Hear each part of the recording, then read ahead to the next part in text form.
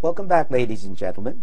We have our little office hour today, and today's lecture is a bit of an optional one. It's on filters and noise, and this is an important topic. It's not in many textbooks, and it's quite interesting in that it's basically an engineering type of topic, but once you understand the principles, you realize, oh, it's there in math, it's there in science all the time. In fact, that's where a lot of the math came from. So we'll talk about filters today. I don't think it'll be too long.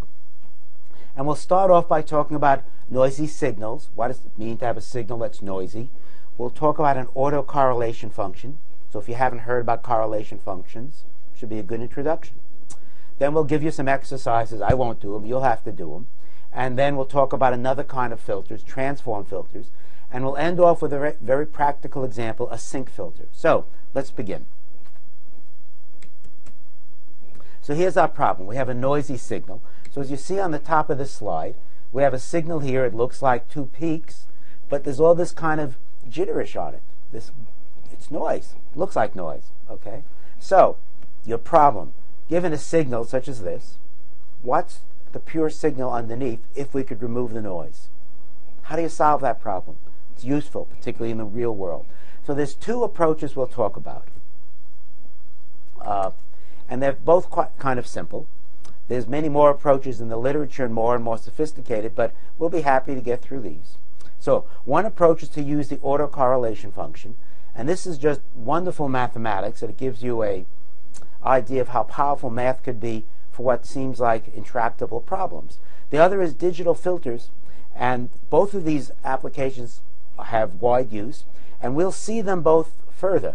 Particularly, we'll see digital filters when we talk about wavelet analysis and data compression. It's used there all the time. And autocorrelation functions, well, you'll have an example, homework to do, I hope, and that's where you'll see them. So let's get on. Here's our problem. We have a signal we've measured, here it is, with noise, and we'd like to remove the noise. Well, you just can't do that without some scientific assumptions. So the assumption we'll make is that the signal as measured is actually the sum of signal plus noise. And in other words, we're saying they interfere, but not anything nonlinear, not anything complicated. Just the signal, y of t, what we've measured, is a pure signal S and a noise t, n of t. And the question is, what is the pure signal? Okay. Well, so the basic assumption is that, one, noise is random. What does that mean? Well, it means, if something is random, that there's no correlation from one time to another. So if you remember when we spoke about random sequences, when we were doing our Monte Carlo simulations and such, we said that a random number, one place in the sequence, if you know that, doesn't give you any way of predicting what a random number will be later on in the sequence, next or any time thereafter. And that's what random means, no correlation whatsoever. Okay? So here, in our assumption, where we say the noise and the signal add together to give you the measured signal, we're assuming that the noise, n of t, is uncorrelated to the signal, s. And likewise, since the noise is random, that means that the noise is not even correlated with itself at any other time. Now, you may think you know about noise, particularly if you have children at home or something like that. You know, that noise is not uncorrelated. Well, okay. This is number one, the simplest assumption. And number two, noise probably represents some kind of a correlated system, but a system with either an infinite or such a very large number of degrees of freedom that you can't really figure out what's going on. So to a good approximation, we'll say it's random. So, of course, in the real world, noise is not truly random. It probably has an origin someplace. And if you figure that out, you could do better than this. But this works. It works very well. And, you know, if we're lazy, this is what we do. So we get away with science and saying, rather than saying lazy, we'll often say, oh, no, this is Occam's razor. Given a choice, you always assume the simplest, and you cut away, throw away anything more complicated. So we'll assume the simplest, and unless we're forced to do anything better, we'll stick with it. So let's go on. How do you measure correlations? Well, one does that with a mathematical function, a of t, known as the correlation function, or the autocorrelation function, as we'll see. Okay? So here we have two signals, y of t, which is sine omega t, and x of t, and there's an equal sign missing here, okay, so x of t is sine n omega t plus phi. These are clearly correlated functions. If there was no phi there, these two would have peaks in the same places, unless n was 0. That would be a trivial case. If n is 1, they're identical, but even if n is not 1. So we know these are correlated. Okay? So we introduce the correlation function, c of tau, and we say, okay, if we have two signals, y and x, if we just integrate over them, or fold over them, y at time t, x at a slightly delayed time, x plus tau, t plus tau, then that gives us a function of tau known as a correlation function. Okay? So here, tau is called the lag time because it's the time one signal lags from the other. These are slightly different times. And it's just a variable. It's a time-like variable. So the correlation function is normally a function of time. Here we have a function of tau because we're integrating over time. We could just as well have integrate over tau as a dummy variable and have t there, which we'll do later on. Okay? So what can we say if we look at this? Well, we can say that if we have, and it's always easier to imagine two oscillatory functions. If we have two oscillatory functions, then if for some value of tau, the two have their oscillations together, then we get a large number for the correlation function. If, however, they're not correlated whatsoever, and they oscillate out of phase, then we get essentially 0 for an answer. Okay? So if the correlation function is big, that means they're oscillating together. If it's small, it means they're out of phase or there's no relation between them. Okay? So it's just constructive interference, correlation. Destructive means not correlated. Okay. How do we express this more mathematically? Well, as it turns out, the easiest way to do is just take that definition we just saw of the correlation function and substitute Fourier transform for everything in there. Yeah, I said it right. So we want C, Y, star meaning the complex conjugate X, the signal, two correlated functions whose correlation we want to test, and put in everything, put in the Fourier transform. So here's the correlation function, C of tau, and now when we have expressing that correlation function in terms of its Fourier transform. So this you've seen before, equation 1. Equation 2, we go back and we say, okay, this is our definition of the correlation function, C of tau.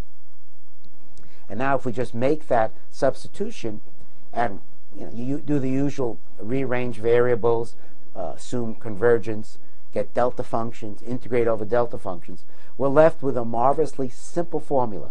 Tells us that this complicated integral relation between the correlation function and two signals becomes in transform space or frequency space becomes just the correlation function being the product of the two Fourier transforms.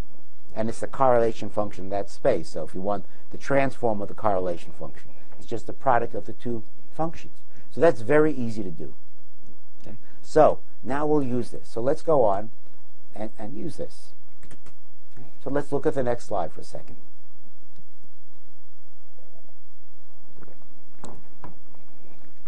That's better. So we have a correlation function. We called it C of tau. And now we're saying, let's specialize the correlation function to a function that's just correlated with itself. Okay, I mean, everybody chooses their own. And so, this is just choosing yourself. So you're looking how much is the function y at time t correlated to itself at time tau later than t. Well, in a sense, this is a no-brainer. You'd say, look, if tau was 0, everything's correlated to itself, you should get a very big answer. And that's right. So A at 0 is always going to be a large answer. So let's look at this function a little more. It occurs so frequently in science and engineering that this type of integral is just called a convolution or a folding of, or Gestaltung in German, of a function with itself. So you're just folding it over like a baker might fold dough. Okay, that's where the expression comes from.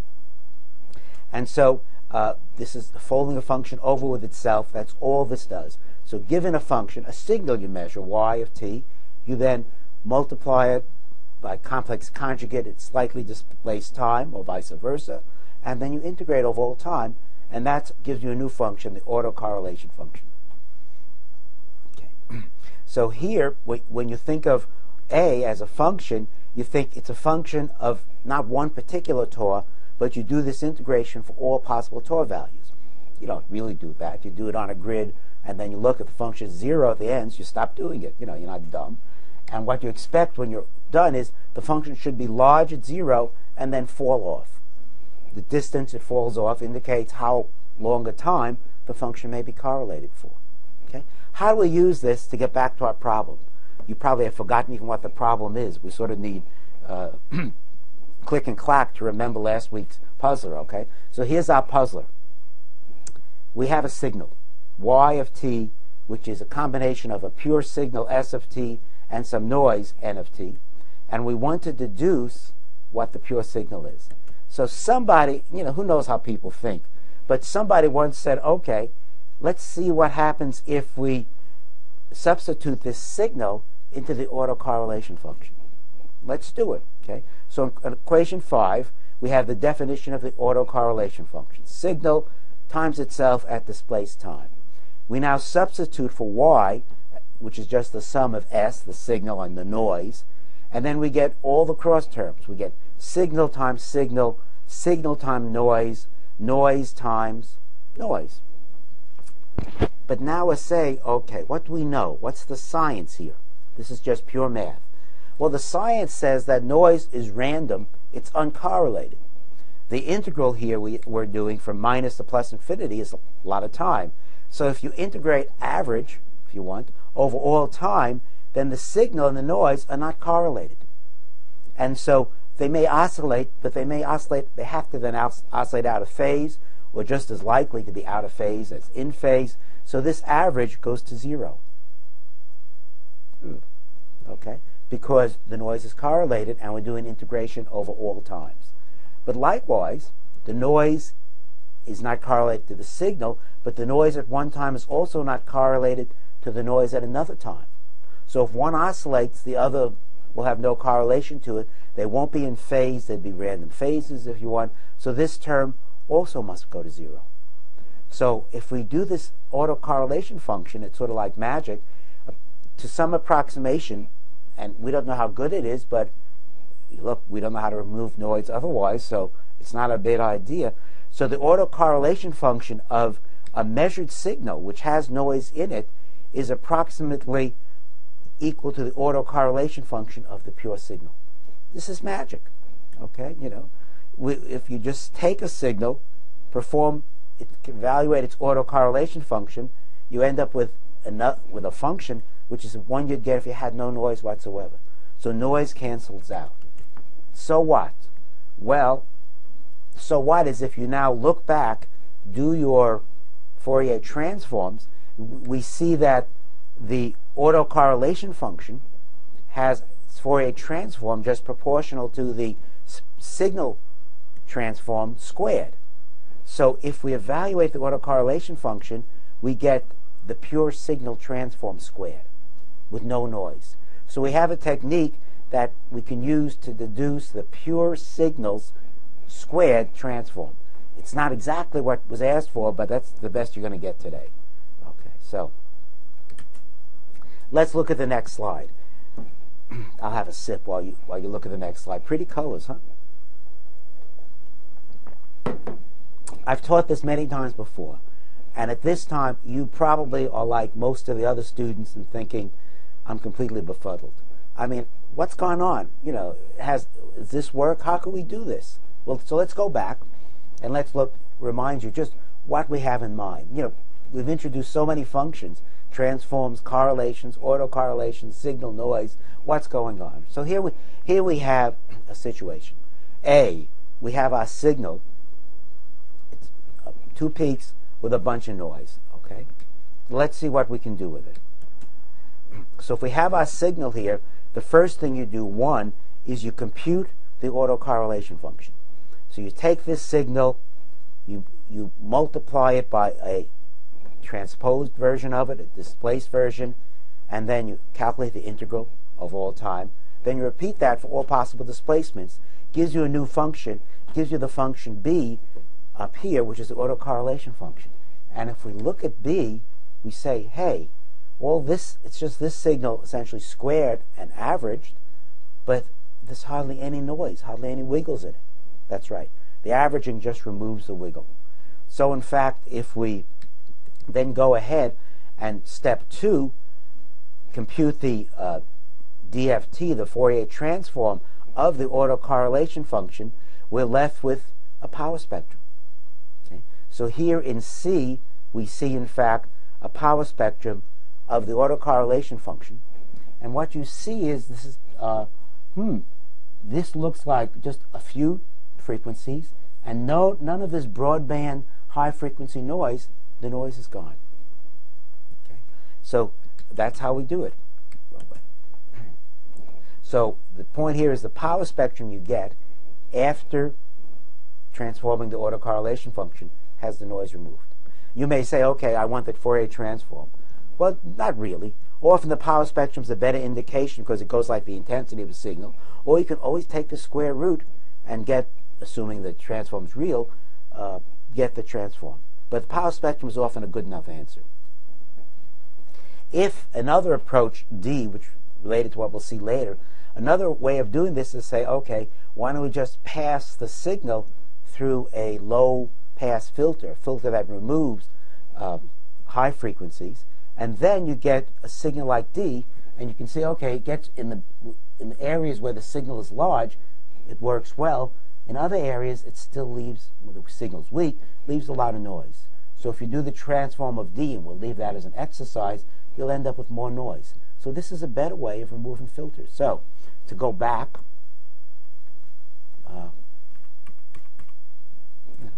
all we do is calculate an autocorrelation function, multiply the signal by a translated signal, and we'll get, when we're done, just the power spectrum. Okay, so let's go ahead. Let's look at your exercise. So take a look at your exercise. So here's an exercise we'll give you. And in the text, we actually have a sample, noise.java or noise.python or probably noise.c or noise.fortran of a program that does something similar to this. So you should modify that, or maybe your instructor has it if you don't. And here's your problem. Given a signal, now we're not going to force you to go out to the lab and actually do something real for a change. We'll say, assume you've measured a signal of this form.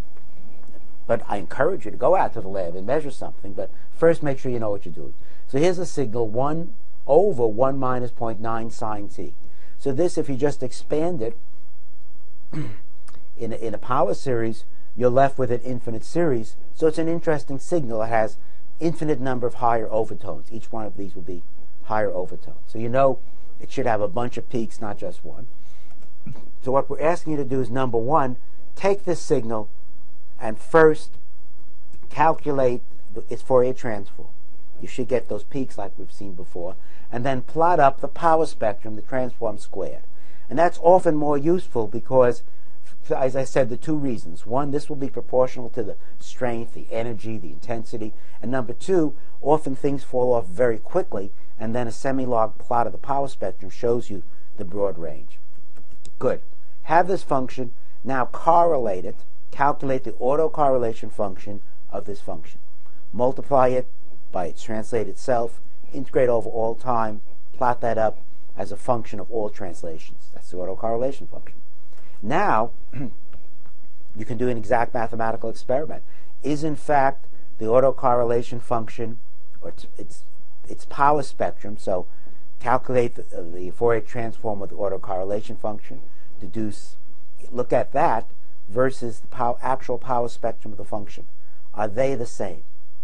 Okay, recall the mathematics says they should be the same, or proportional. So don't worry about proportionality functions. So look at the actual function's power spectrum, look at the power spectrum as deduced from the autocorrelation function.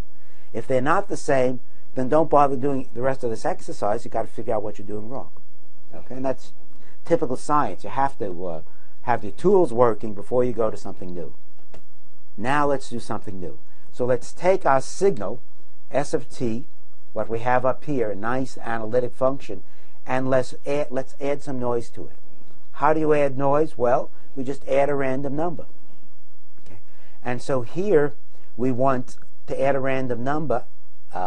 Alpha is just a parameter. R sub I is just a usual random number varying from 0 to 1.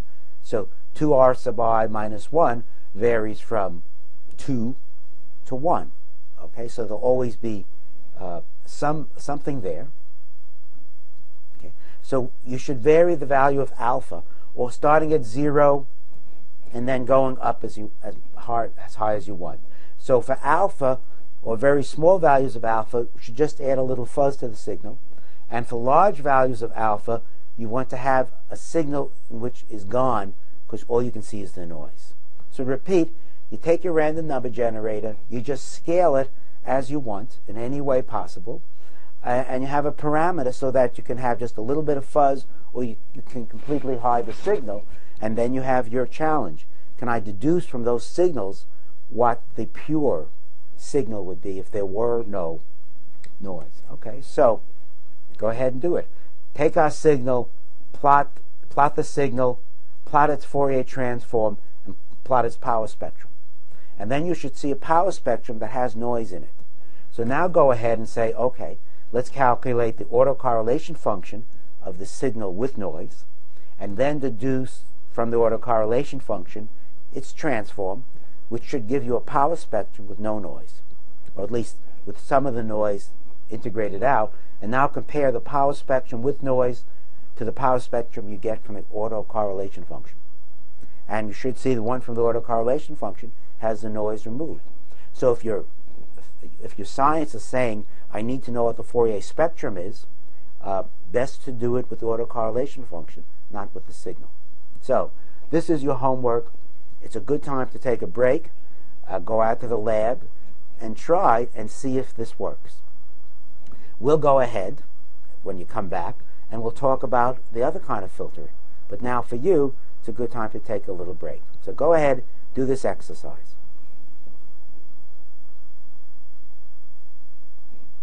Are you back already? Can you tell me the answer to this? It worked? It did. Oh, good, good, good. I told you it would. I don't know why you doubt me. So let's go ahead. Okay. So let's talk about further filtering, but now let's use transforms in a more direct way, actually a similar way, more conventional way to do filtering. So look at this slide. Isn't that pretty? What do we mean by a filter? Well, actually, here we'll talk about an analog filter, and we'll refine it shortly to mean digital filters as well. But we have here a filter, which we represent in this green box with a circle in the middle of it. And we have a signal f of t coming input. And then we have some filter action here in the middle. That's the filter. And then we have output here of g of t. So a filter is just a device that takes an input, transforms it in some way into an output. Mathematically, we talk about that with a filter function. We say that the output is equal to the input times and integrated over this function. In terms of mathematics, this operation, which occurs so often, is just the convolution of the two functions. So it's f of t star h of t. And that, obviously, we're not just multiplying them. We're multiplying one at a lagged or displaced time, integrating over that time, and that's called a convolution or a folding operation as well. But this now is the definition of an analog filter. Okay. What is h of t? H of t, which is this filter function, what we have inside the filter, is called either the filter function, I just called it that, so I'll call it again, or the unit impulse response function. And that's an engineering term, and it's a wonderful term, because it really tells you what it is. It says, and look at this equation down here in the lower left corner, it says that if you have a delta function as input, well, delta function is just a unit impulse. It's just a function that exists for a very, very short time, very strong, and when you integrate over it, gives you value 1, so that's a unit impulse. And if you had a unit impulse as your input, your output would be h of t. So what equation 8 tells us is that to get the output of a filter for an arbitrary input f, we just take that input, multiply it by what would be the response if you had a delta function input, and then you integrate over all time. So that's the unit impulse response function. Those of you in math or physics probably would recognize h of t as a Green's function. That's the same thing. So this really, when we're talking about filters here, which seem to be engineering-like topic, it very much is teaching about Green's functions and their effect in physics as well. So the more you know, the better off you are. Okay, what can we say? Well, we can say that this unit impulse response function should have its maximum around the origin. It should at least be big there, because that's how filters work. You know, if there was nothing here, this would be 1. If it was a perfect filter, it may be 1 for one time and vanish some other time. So it's big at the origin. Okay, but the function must vanish for negative arguments. Why is that? Well, that's saying if you put a filter in at some time, there can't be any output g resulting from that signal at an earlier time until time has passed. Causality, you know, the effect must follow the cause. So if you had an output before you had any input, that would really be black magic. You know, that couldn't happen, wouldn't be science. So causality, as it's called, means that the filter function h vanishes for negative time. And as we've said already, this operation, this star here, is a convolution operation, and we'll talk more about that shortly. So, to repeat, this picture tells us what we mean by a filter. Mathematically, it's an integration or a convolution. Let's look at the next slide. It almost looks the same, so look carefully.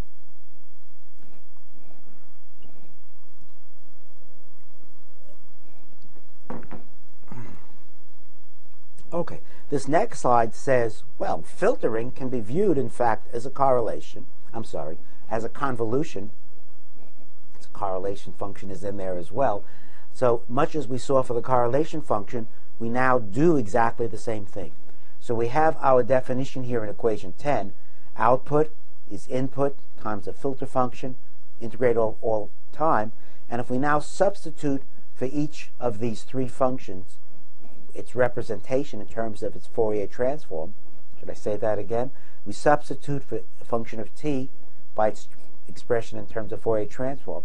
And I won't do it here, there's not enough room, and it takes time. So we're left with then the fact that, the output is just equal to the Fourier transform of the output is equal to the product of the Fourier transform of the input times the Fourier transform of the transfer function. So, again, this is just the convolution in transform space becomes just a pure product. So this is wonderful. You know, the proof of this is straightforward. You just substitute, get delta functions, integrate over the delta functions.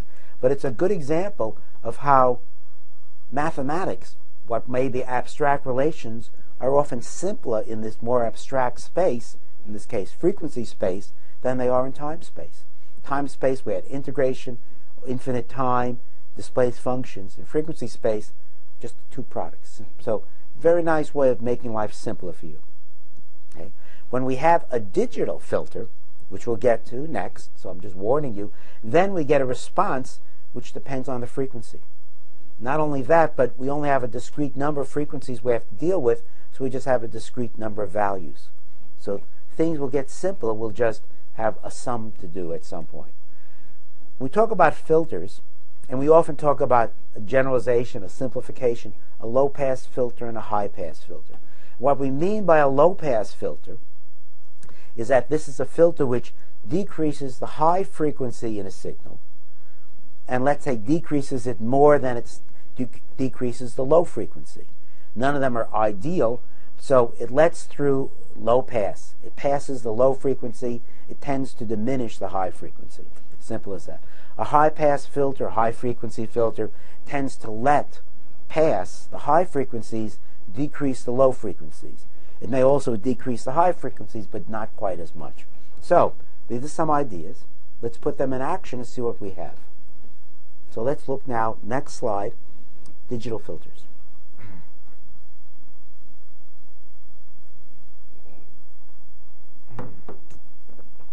Well, digital filters are quite fascinating. So we go here, we look at our picture again, we say we have an output, G, following from an input, F, and we have a filter, H. And we know that can be represented by equation 12, an integral. But now, when we have a digital filter, we imagine this filter function only having discrete frequencies or envelopes or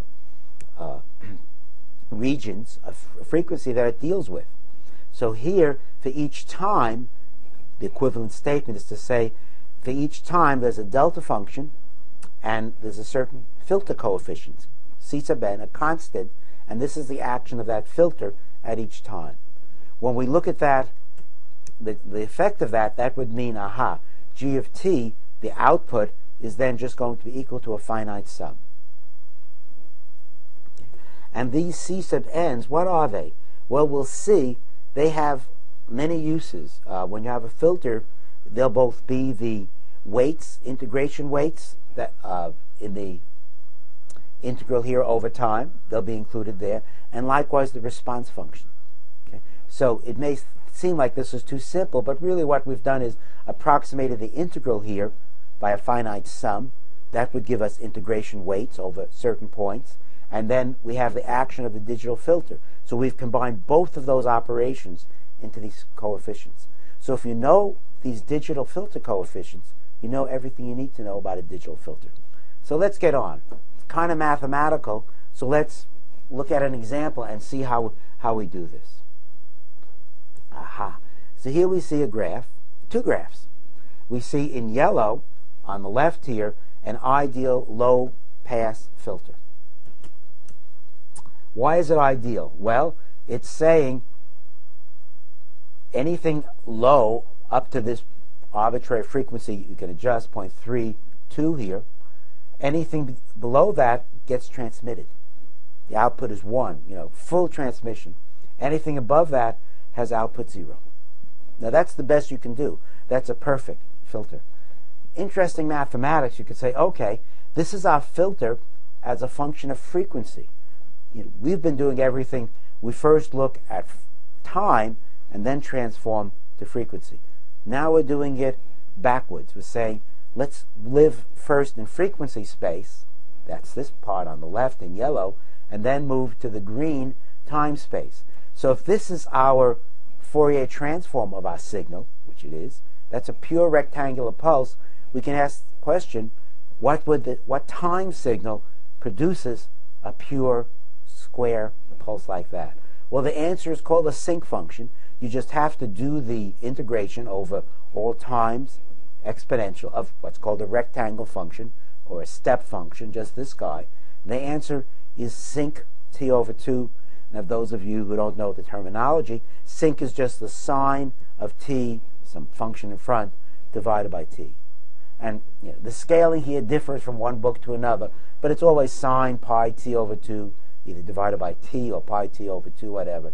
And so if you look at the time function here, aha, it has a peak at 0 or wherever we displaced it to, and then it wiggles a little bit, but it falls off like 1 over t, and also it wiggles here too, so when you integrate it, it has very little effect. So what we see now is this ideal frequency filter will filter out all high frequencies and leave in all low frequencies. So if we wanted to get rid of high frequencies, we can take a time signal and convolute it with the sinc function. Now, isn't that nice? That sort of combines everything we've done so far. We know how to do numerical integration. Now this is saying another way to get rid of noise, and noise tends to be high frequencies more so than low frequencies. It's sort of this little jittery stuff that's high frequency. How high a frequency? Well, you adjust that for whatever application you're dealing with. So you just take your signal, multiply it by a sinc function, integrate over time, and you're left with a new signal which tends to have the high frequency removed. Okay? So as your exercise, and we won't stop here to do it, we'll ask you to go ahead and try to remove random noise, in this case using the sinc filter. Okay. And we talked about it before, I think, when we spoke about aliasing.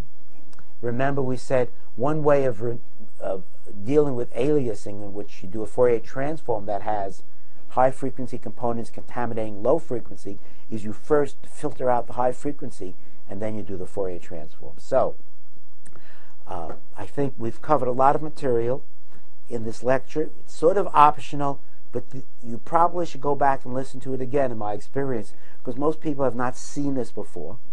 But it's not, you'll be surprised when you go through it again. It's really pretty simple. Two ways to remove noise. One, an autocorrelation function. The other, just filtering, in this case with a sinc filter. It works very well. We'll see these again. We'll talk about wavelets shortly, and we'll use these filters. So, why don't we sign out now?